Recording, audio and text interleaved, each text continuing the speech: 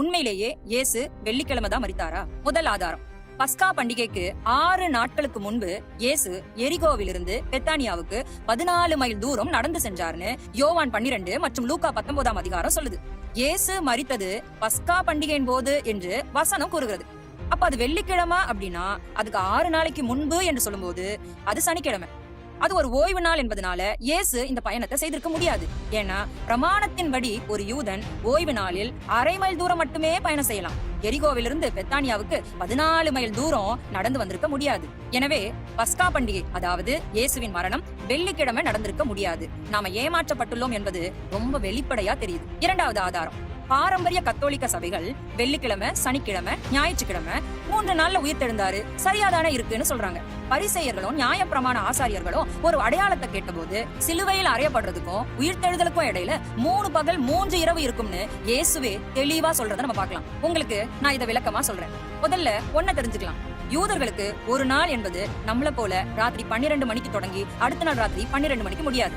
சாயங்காலம் 6 மணிக்கு துவங்கி அடுத்த நாள் சாயங்காலம் 6 மணிக்கு முடியும். வேதாகமத்தின்படி ஒரு நாள்ன்றது சாயங்காலம் 6 மணிலிருந்து அடுத்த நாள் சாயங்காலம் 6 மணி. இதை நம்ம மனசுல வச்சுக்கலாம். 3 பகல் மற்றும் 3 இரவு பூமியின் வயிற்றில் இருப்பேன்னு இயேசு சொன்ன தீர்க்க தரிசனத்தின்படி நம்ம பார்த்தா இயேசு புதன்கிழமை அன்று சிலுவையில அறையப்பட்டிருந்தாதான், அதாவது சாயங்காலம் 3 மணி வேளையில அவர் தன் ஜீவனை விட்டிருக்கணும். ஏன்னா அதுதான் பஸ்கா ஆட்டுக்குட்டி பலி செலுத்தப்படும் நேரம்.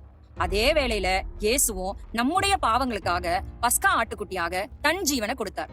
அடுத்த நாள் பெரிய ஓய்வு நாள். அது சனிக்கிழமை வர அந்த ஓய்வு நாள் இல்ல. சில பண்டிகை நாட்களை ஓய்வு நாட்களா அனுசரிக்கணும்னு தேவன் சொல்லியிருக்கிறார். அப்படிப்பட்ட ஒரு பெரிய ஓய்வு நாள் தான் அது. அதனால அவர் 6 மணிக்குள்ளேயே அடக்கம் செய்தாங்க. புதன்கிழமை இரவு, வியாழக்கிழமை இரவு, வெள்ளிக்கிழமை இரவு, அதே போல வியாழன் பகல், வெள்ளி பகல், சனிக்கிழமை பகல், 3 இரவு 3 பகல். சனிக்கிழமை 6 மணிக்கு மேல அவர் உயிர்த்தெழுந்து விட்டார். ஏன்னா சனிக்கிழமை 6 மணிக்கு அவர்களுக்கு ஞாயிற்றுக்கிழமை தொடங்கிவிடும். வாரத்தின் முதல் நாளில் இயேசு உயிர்த்தெழுந்து விட்டார். அப்படின்னா புனித வெள்ளின்னு நாம சொல்றது தப்பில்லையா? எந்த நாளா இருந்தா என்ன, இயேசு நமக்காக மரித்ததை நினைவு கூறணும்னு இன்னும் சொல்றீங்களா?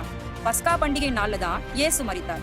இயேசு பஸ்கா நாள்ல தான் இறந்தாருன்னா நிசான் மாதம் 14ஆம் தேதி பஸ்கா. நான் சொல்லல, வேதாகமம் சொல்லுது.